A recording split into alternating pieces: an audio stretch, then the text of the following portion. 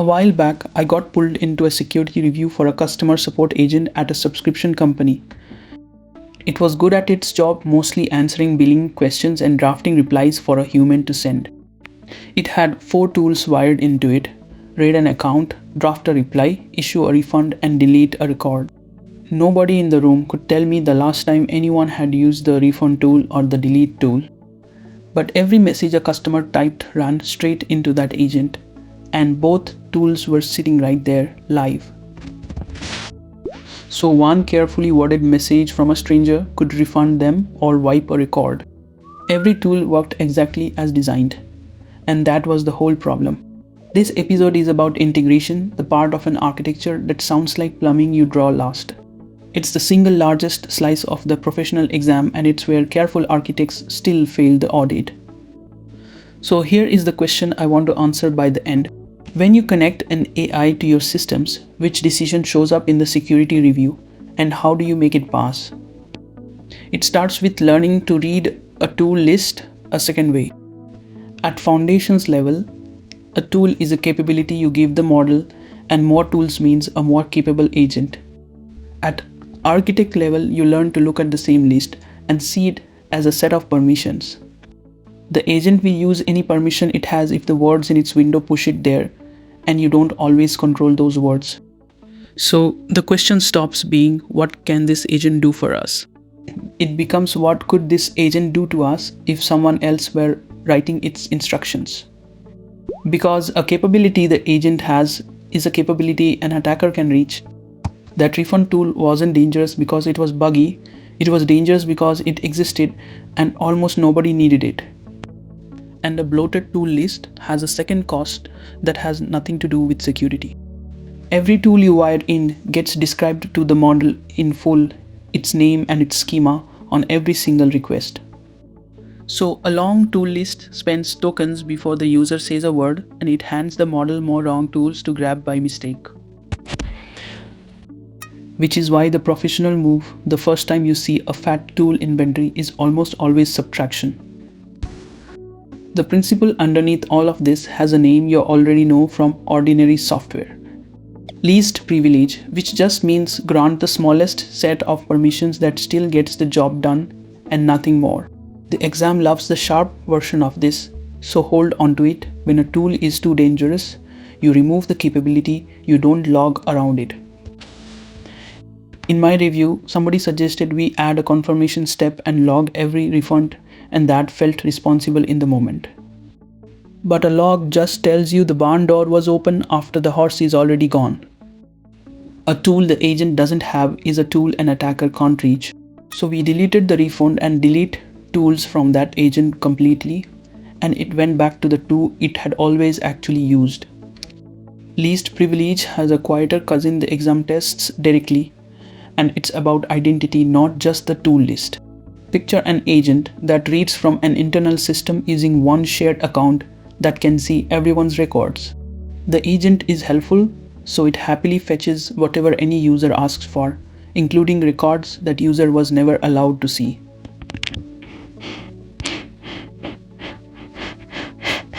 The login worked, the tool worked, and the system still leaked because the agent had more authority than the person using it. That gap between who's asking and whose permissions actually run is where audits find blood. The fix is to give the agent the requesting user's own permissions, so the system itself refuses what that user can't see. Telling the agent in its prompt to be careful won't close the gap, because a prompt guides behavior, it can't enforce access. So when you analyze an integration, trace the identity and ask whose authority the agent is really running with. Alright, the tool list is lean and the permissions are honest, so now the actual integration decision. There are basically 3 ways to connect an AI to something it needs to reach. The first is a plain direct call, an API or a command line tool that your own code invokes. The second is MCP, which is an open standard for connecting an AI application to external tools and data through one common interface. Instead of hand-wiring every tool yourself, your application connects to a server that offers a menu of tools. It can even ask that server what tools are available before it uses any of them. The third is agent to agent, where one agent hands a whole job to another agent and gets a finished result back. The exam won't ask you to define these. It will hand you a situation and ask which one fits. So here is the plain rule. If you need one thing once from a system you already talked to, just call the API directly. Don't stand up a whole protocol and a server to fetch a single number. Reach for MCP when you have many tools or tools that keep changing or tools you want several different agents to share. Reach for agent to agent only when the work genuinely needs a separate specialist with its own context and its own tools. Each step up that ladder buys flexibility, and it charges you in complexity and latency. So the architect's default is the simplest mechanism that meets the requirement, and you move up a rung only when the requirement forces you. One last idea in here the exam likes, and it ties straight back to that fat tool list. You can hand the model every tool upfront the monolithic way, or you can let it discover and load tools on demand. It's the same lesson as least privilege, just aimed at attention instead of security. Don't put it in front of the model until the model needs it. Let's put all of that to work the way the exam does, and to be clear, these questions are original, not real exam items. First question. A reporting feature needs Claude to fetch yesterday's revenue from an internal endpoint your team already calls once per report. A junior architect wants to stand up a whole MCP server just for it. Option A. Build that MCP server so future tools can be added the same way. Option B. Spin up a separate finance agent to hand the number back. Option C. Call the endpoint you already have and drop the value into the request. Option D. Give Claude a general web tool and let it fetch the number itself. Find the constraint first, one value, once from a system you already talked to. C is right, because the simplest mechanism that meets the requirement is the direct call you've already caught. A is gold plating, building infrastructure for a need that isn't here yet. B is over orchestration, a second agent for a single lookup. D takes the convenient shortcut of a broad web tool over the safe minimal call, widening the attack surface for a number you can already fetch. Second question, an internal agent answers HR questions.